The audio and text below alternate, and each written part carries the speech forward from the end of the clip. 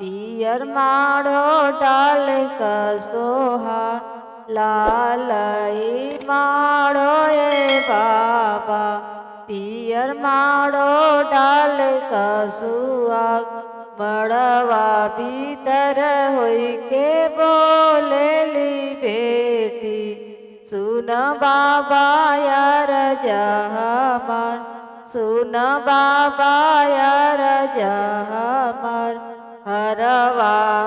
बर जन खोजिया मरे बाबा उनहु से बड़ दुख होय उनहु से बड़ दुख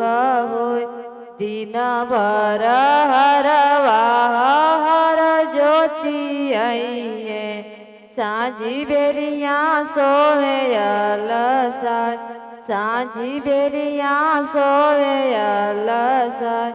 लालई माड़ो ए चाचा पियर माड़ो डाल कसुहा पियर माड़ो डाल कसुहा मड़वा भीतर होई के बोलेली बेटी सुन चाचा यार जहमार सुन चाचा यार जहमार लड़ी खाई बर जन खोजी आए चाचा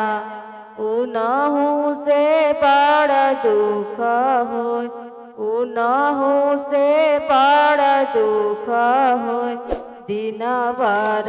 लड़िकाओ केली कूदी आई है साँझी बेरिया सोवे अम्मा गोद साँझी बेरिया सोवे अम्मा गोद लालई माड़ो ए भैया पियर माड़ो डाल कसुहा पियर माड़ो डाल कसुहा पढ़ल लिखल पर खोजी आए भैया उनहु से बड़ सुख होय उनहु से बड़ सुख होय दिन भर पढ़ल लिखल पढ़ी लिखी आई है साँझी बेरिया दी है समझाय साँझी बेरिया दी है समझाय।